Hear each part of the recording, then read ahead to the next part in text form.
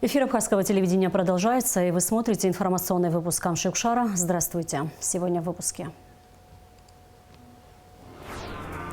Совещание на КПП ПСОУ и с активом района. Аслан Бжаня посетил с рабочей поездкой Гагарский район. Парламент Абхазии ратифицировал межправительственное соглашение с Россией по возобновлению деятельности Сухумского аэропорта. На подстанции Новый Афон готовится к запуску нового трансформатора.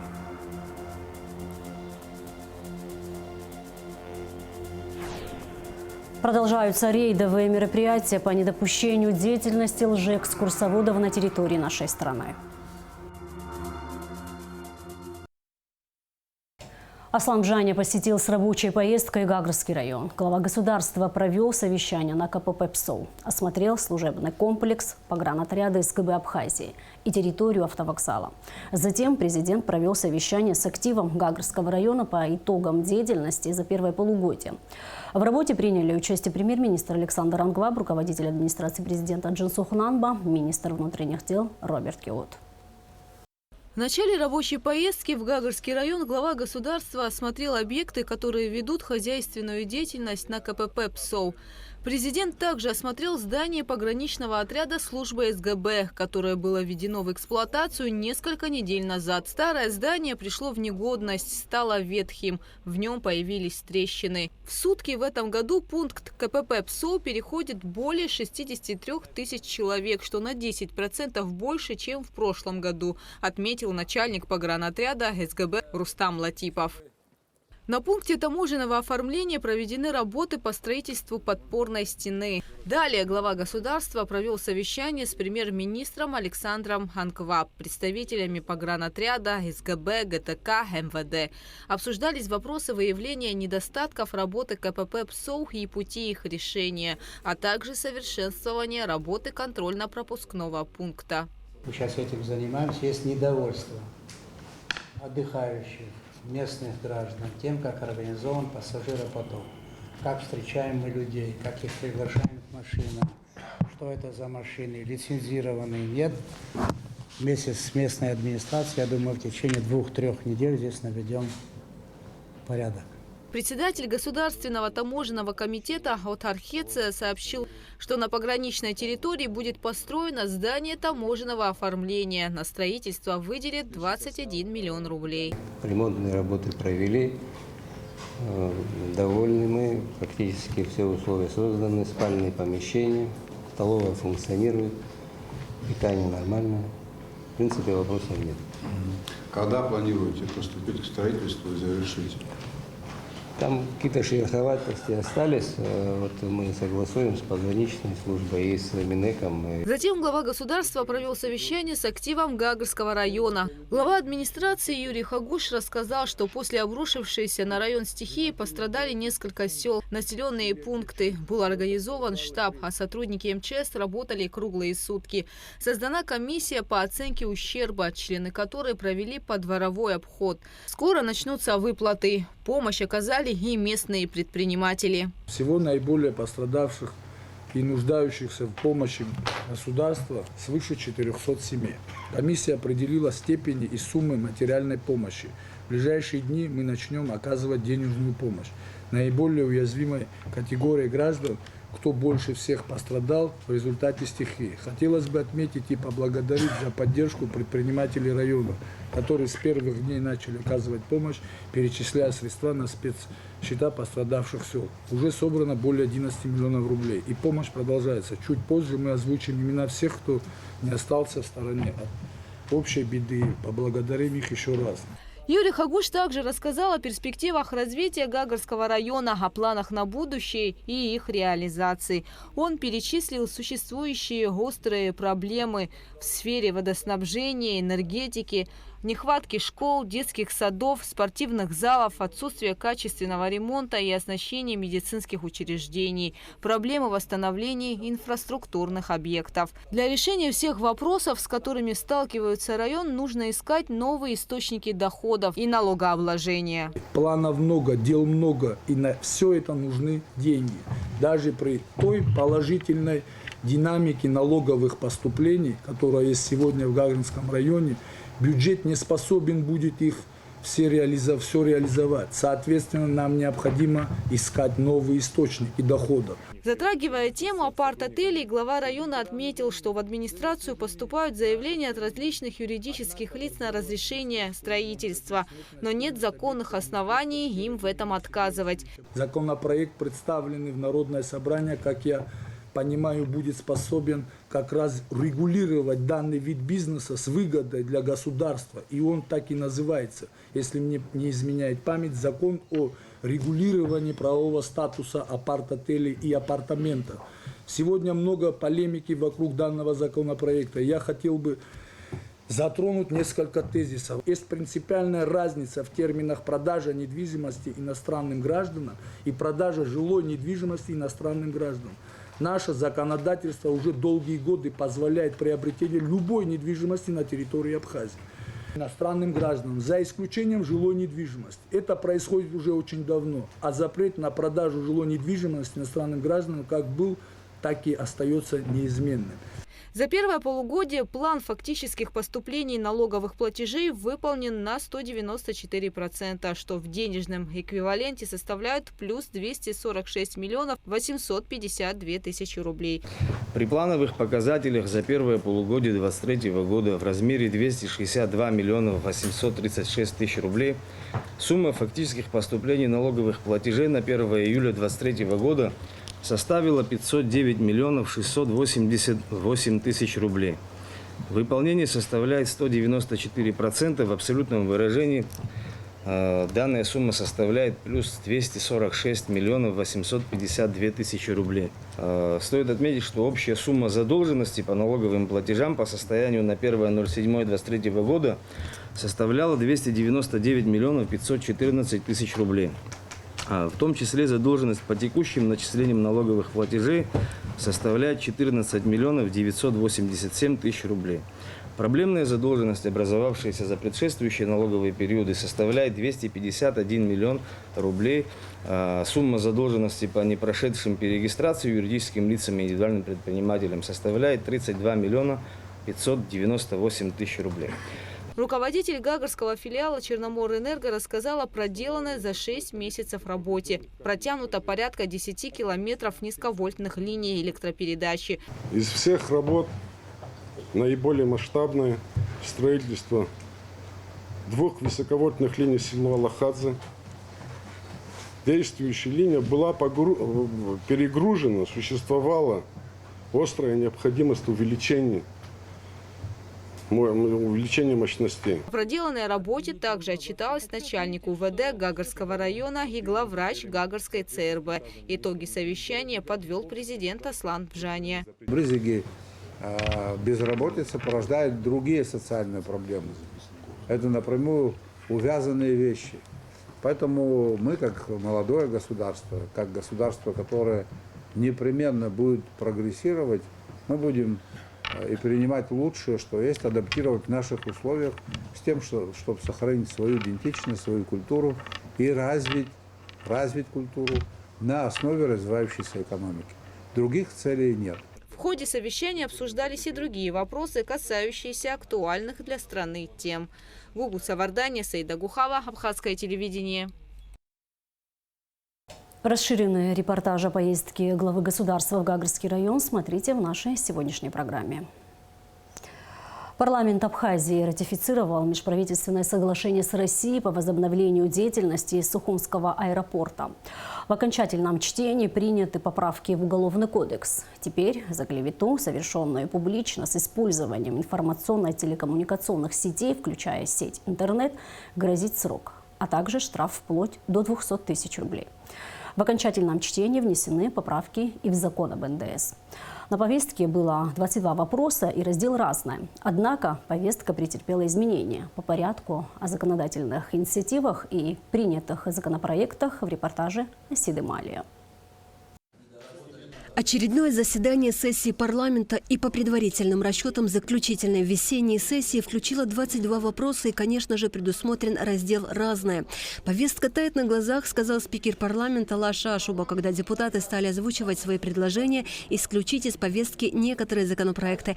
Два из них касались вопроса приватизации гостиницы «Амткел» и предоставления участка земли в постоянное пользование обществу с ограниченной ответственностью «Самши-24». Третий законопроект касается международных договоров Республики Абхазия. Во всех трех случаях депутаты не возражали и большинством голосов проголосовали за то, чтобы снять с повестки. Депутат Кангварча предложил снять с повестки и законопроект о ратификации межправительственного соглашения об осуществлении российским юридическим лицом инвестиционного проекта по возобновлению работы международного аэропорта. Основная причина такого предложения, по словам депутата, недоработка проекта, в том числе. Он считает, что проект не нашел отражения ранее выработанным замечанием парламентариев. Вопрос активно обсуждали и по итогу вынесли на голосование, в результате которого проект закона о ратификации остался в повестке. Депутат Эрик Рыштуни обратился к коллегам с просьбой поддержать законопроект об оказании государственных услуг и принять его в первом чтении. Речь идет о создании единого функционального центра, что крайне важно для общества. Если говорить коротко, то этот законопроект станет базой в создании госуслуги по принципу одного окна. Депутат Дауд Хутаба представил законопроект о внесении изменений в некоторые законодательные акты. К примеру, согласно изменениям установлена уголовная ответственность за клевету, совершенную публично с использованием информационно-телекоммуникационных сетей, включая сеть интернет. Также увеличены штрафы. Согласно поправкам, опрос на месте преступления не будет рассматриваться в качестве доказательства в суде. Вносятся изменения как в Уголовный кодекс, так и в Уголовно-процессуальный кодекс. Там, например, вводятся такие новые статьи, как купля-продажа человека. То есть нам объясняли, что на самом деле такие случаи бывали, но привлечь формально именно по такой статье не получалось. Предлагалось изменить содержание статьи клеветы, то есть тут увеличение штрафа от 100 тысяч до 150 тысяч рублей. Нам предлагалось приостановить действие статьи в УПК, которая регламентировала бы домашний арест. Неоднократно представители Генеральной прокуратуры говорили о том, что сегодня совершается ряд таких общественно значимых преступлений, по которым нередко суды в качестве меры пресечения суды выносят домашний арест, а это позволяет людям, обвиняемым в данных преступлениях, воздействовать на судебную систему, воздействовать на свидетелей, допустим, уничтожать какие-либо факты, свидетельствующие о совершении преступления. Дело в том, что сама по себе мера пресечения, домашний арест, не исполняется в должном образе, как прописано в статье 106 прим. 1. Там говорится о том, что на лицо, которое наложен домашний арест, должно быть электронный браслет, который будет отслеживать его перемещение. У нас есть ряд уголовных дел, где подозреваемые проходят те лица, которые находились на домашнем аресте, в том числе и особо тяжкие в виде убийства. Тем не менее, мы бы были согласны на данном этапе принятия общего запрета по домашнему аресту по особо тяжким хотя бы преступлениям. Депутаты рассмотрели возможность отмены домашнего ареста, но оставили эту меру пресечения допустимой на усмотрение судьи. Во втором окончательном чтении депутаты внесли изменения в закон о налогах на добавленную стоимость. Беслан Халваш уточнил, что это позволит возмещать налогоплательщику вычтенные суммы. Предлагается рассмотреть проект закона об установлении обязанности по восстановлению сумм налога, принятых ранее к вычету при приобретении товаров, работ, услуг, в том числе основных средств и нематериальных активов, в случае, если они перестанут использоваться в операциях, облагаемых налогом на добавленную стоимость. Посредством тайного голосования на должность заместителя контрольной палаты был избран Зураб Отарба, а на должность аудитора контрольной палаты Беслан Торчо. Зураб Отарба и Беслан Торчо работают в этой сфере долгие годы, потому депутаты оказали им полное доверие. Во втором окончательном чтении депутаты приняли законопроект, регулирующий стаж деятельности для присвоения звания заслуженного. Теперь, чтобы статус заслуженный перешел в статус народный, понадобится 10 лет. Это касается артистов, деятелей искусств, работников культуры и художников. Что касается научной деятельности, для присвоения звания заслуженный деятель науки стаж не должен быть менее 15 лет. Во втором окончательном чтении принят и законопроект, предусматривающий изменения в закон о статистической деятельности.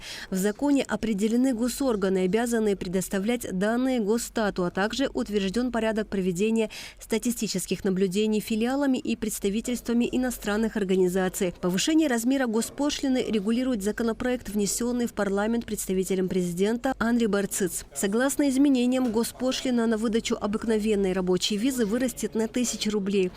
Анри Барциц также представил законопроект о стратегическом планировании и вслед за ним проект, предусматривающий изменения некоторых законодательных актов в части регулирования стратегического планирования. Далее депутаты рассмотрели проект о ратификации межправительственного соглашения об осуществлении российским юридическим лицом инвестиционного проекта по возобновлению деятельности и дальнейшей эксплуатации международного аэропорта Сухум.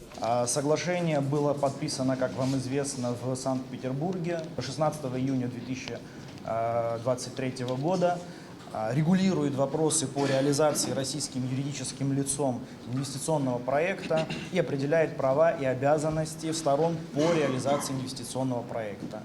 Депутат Алхас Барциц озвучил мнение профильного комитета по международным межпарламентским связям и связям с соотечественниками. Заключение комитета было рекомендовать на сессию к ратификации данного соглашения. Проводя консультации с правительством, мы знаем, что сегодня есть ряд заявок, то есть это не один инвестор, который заявил желание на рассмотрение, находится 2 заявки. Помимо этого, определение российского юридического лица, то лицо, которое будет инвестировать в данный проект, будет осуществляться путем проведения отбора. То есть будет создана межправительственная комиссия, которая по определенным критериям будет выбирать, кто из инвесторов больше подходит для того, чтобы реализовать на территории Республики Абхазия данный проект. В этом документе будут отображены все внутренние механизмы работы данного соглашения. У многих возникает вопрос, почему на такой долгосрочный период инвестор освобождается от уплаты, то есть льготами предоставляются такие льготы. Во-первых, исходя из того, что мы проводили комитетские заседания, мы этот вопрос также озвучивали. Инвестор освобождается на такой период, исходя из того, что, учитывая, что аэродромная часть инфраструктуры, которая должна быть на нем образована, это зона ответственности нашей республики, Республики Абхазия. Инвестор также на себя берет обязательство за свой счет сделать реконструкцию, либо это будет капитальный ремонт, именно что касается аэродромной части. Министр экономики Кристина Узган приняла участие в заседании, чтобы дать развернутые ответы на вопросы депутатов, которые опасаются несовершенства правового регулирования деятельности инвестора. Парламентарии интересовались и тем, какую прибыль в бюджет принесет запуск аэропорта. У нас по бумагам это 25 лет никаких налогов и этих мы ничего не будем там видеть. Вообще о чем речь идет? Вот это можете хотя бы разъяснить? Речь в данном случае идет о том, что инвестор будет финансировать все мероприятия, связанные с восстановлением этой инфраструктуры, исключительно за свой счет. При этом вся эта инфраструктура остается в государственной собственности.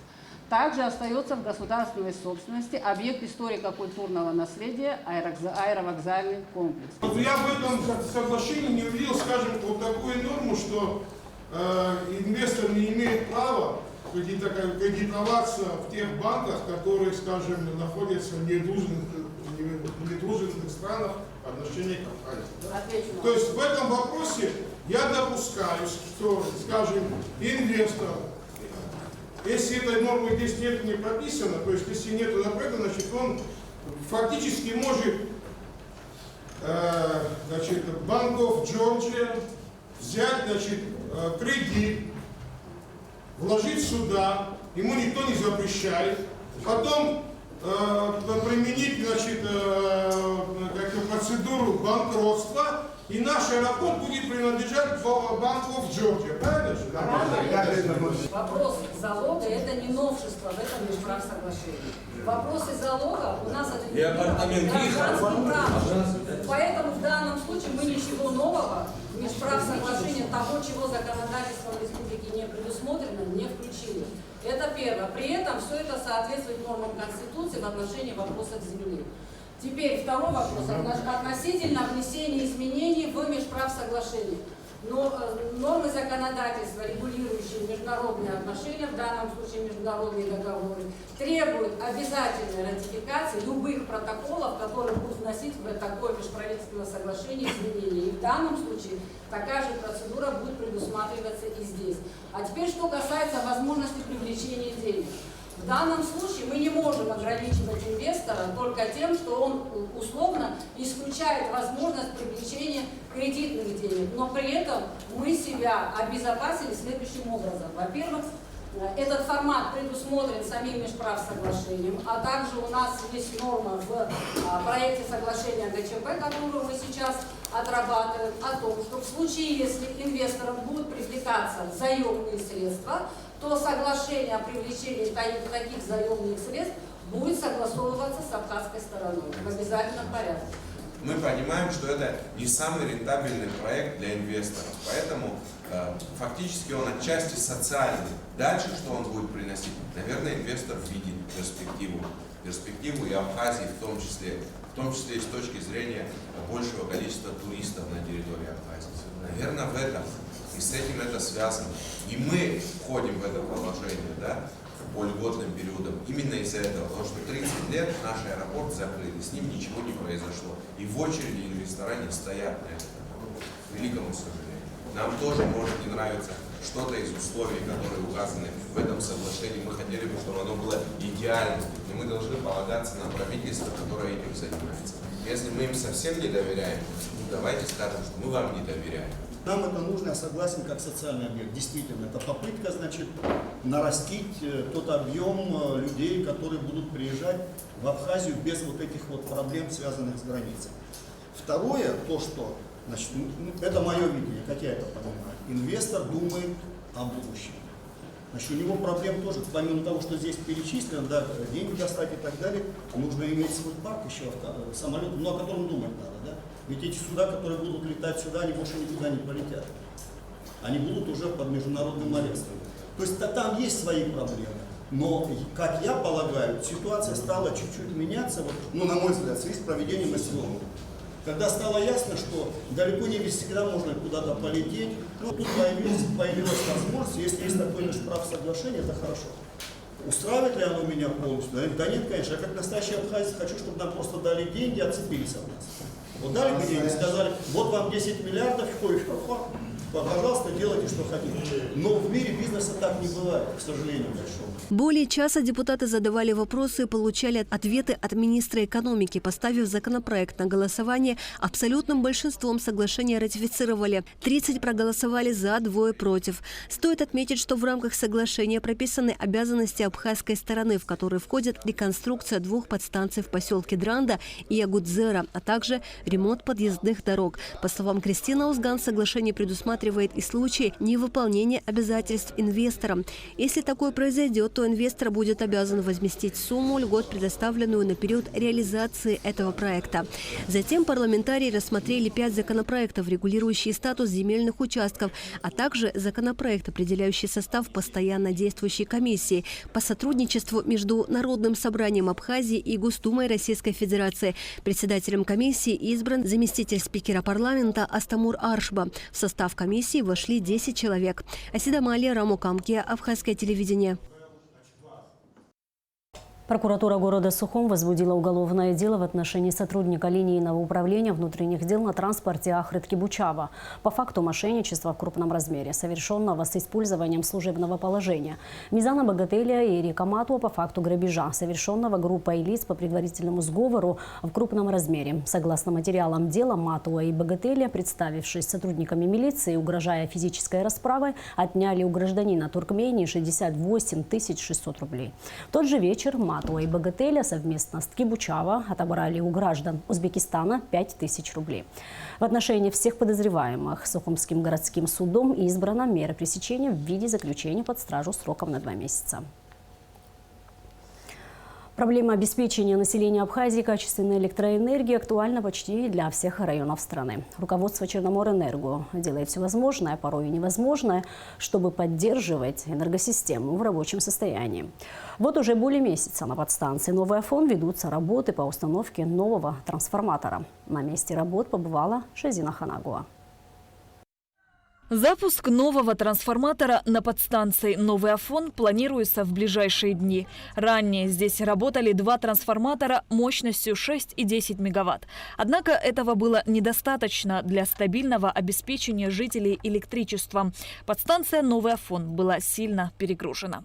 Трансформаторы, которые стояли у нас Т1 и Т2, не справлялись с этой мощностью. Было решено заменить один трансформатор 6-мегаваттный на 16.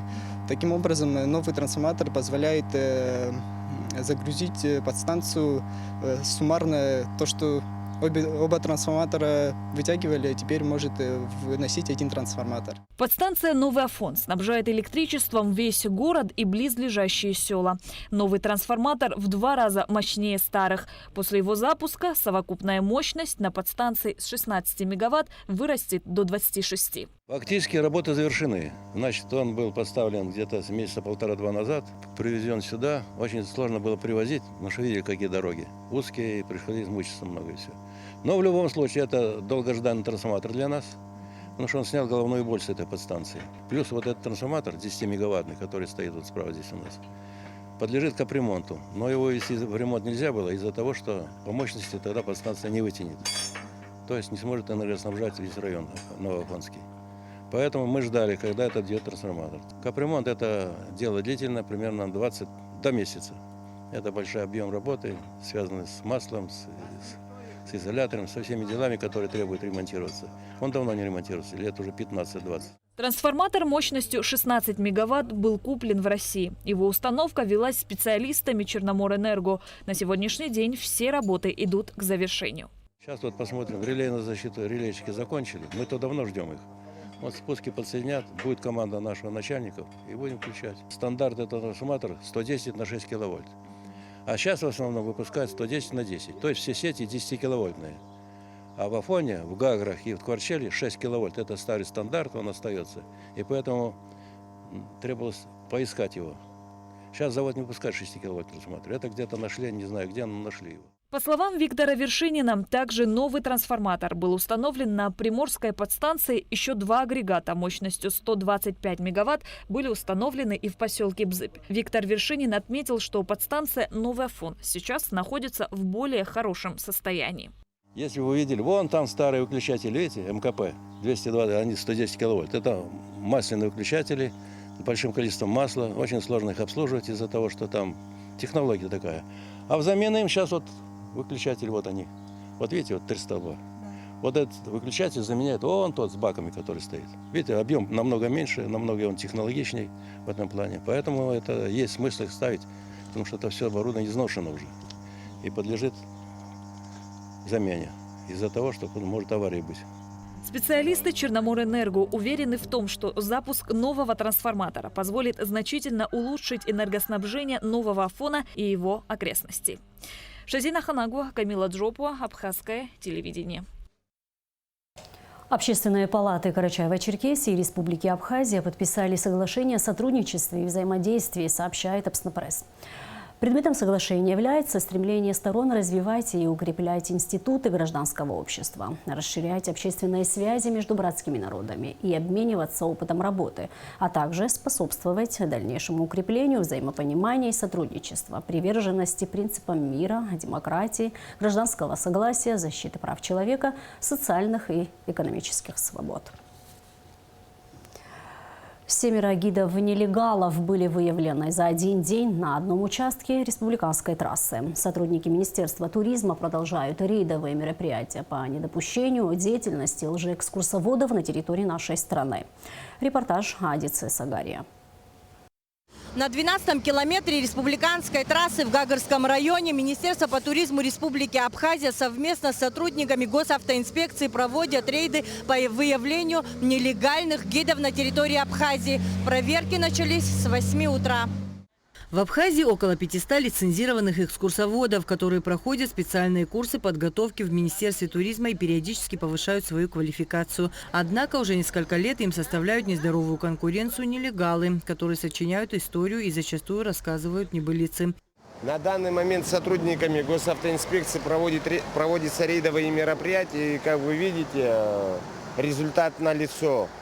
Выявляем и пресекаем данный вид деятельности, незаконный.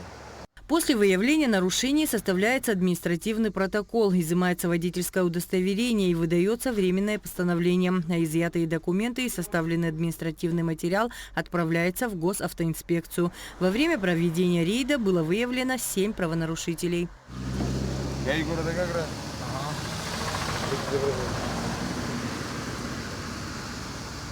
Так, лицензия.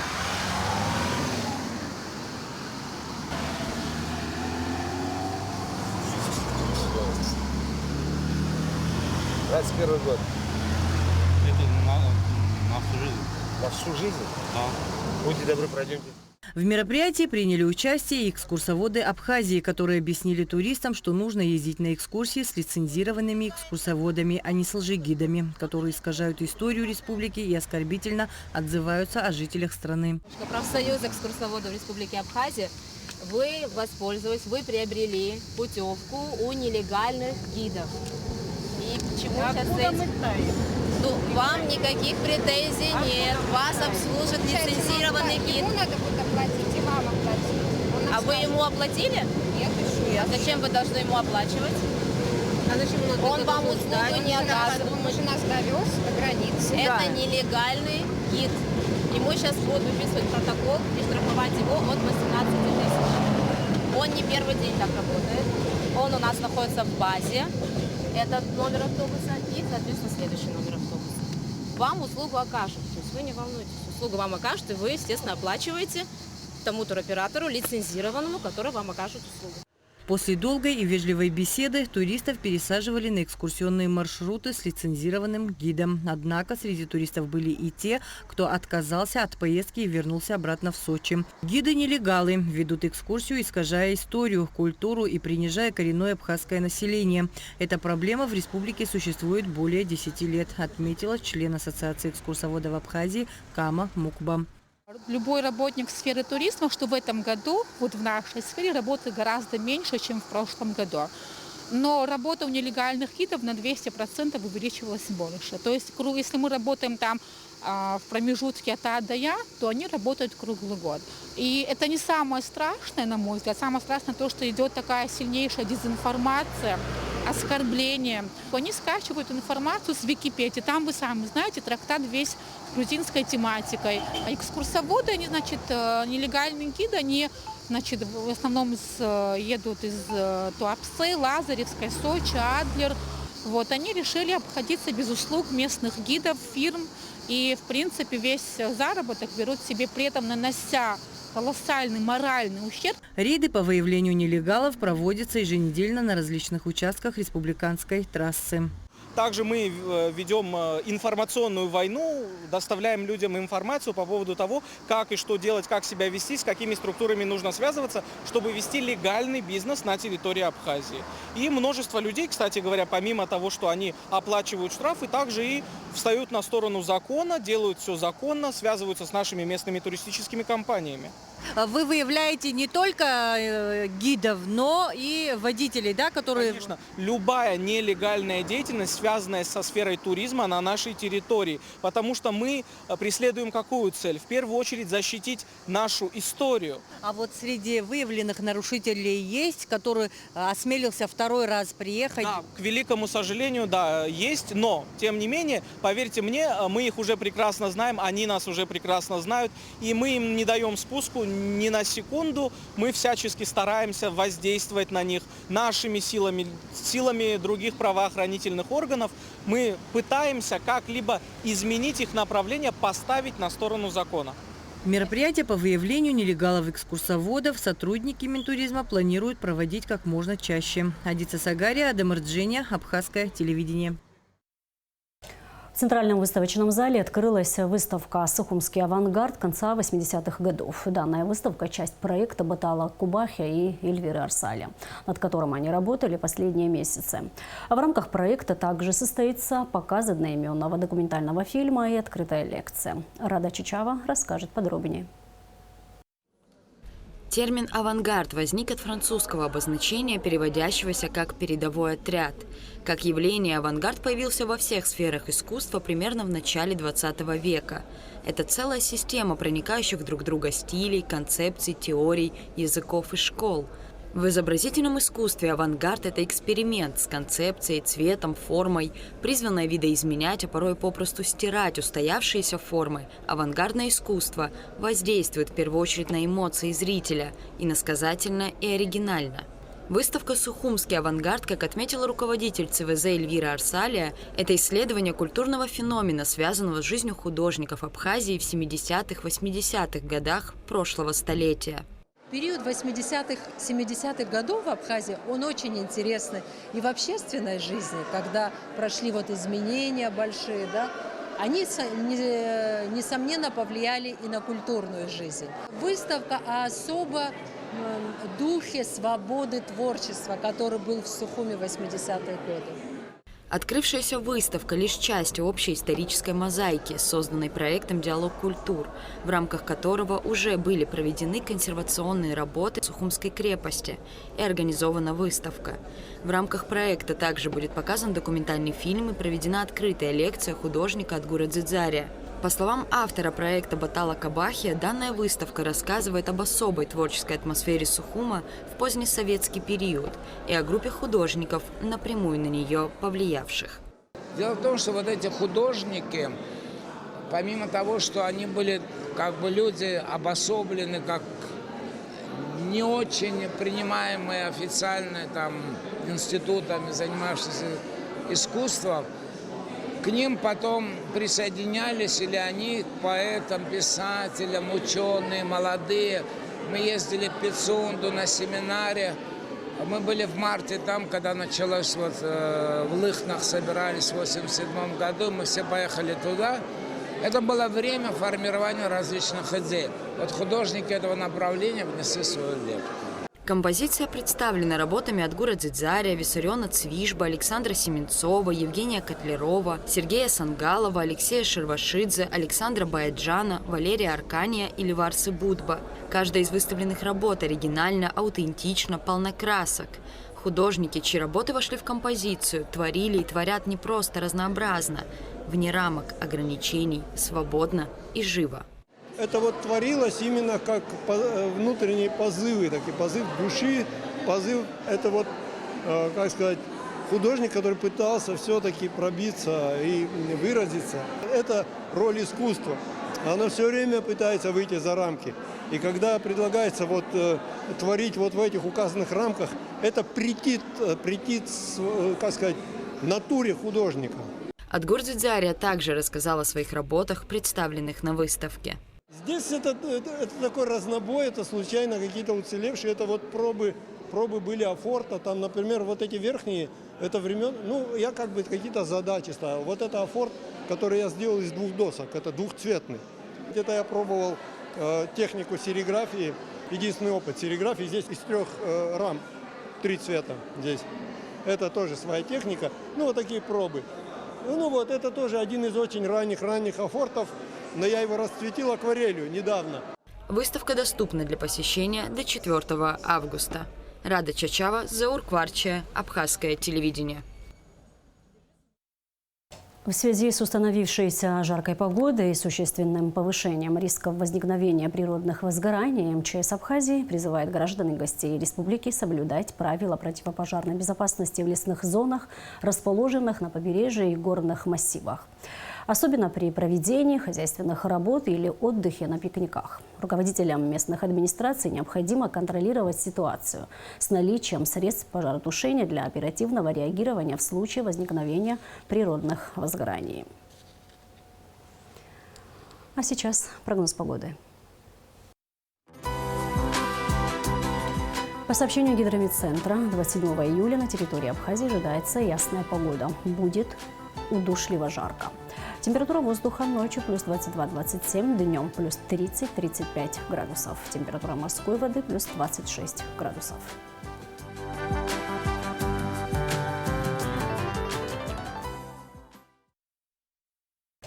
И на этом наш выпуск завершен. Спасибо за внимание. Всего доброго.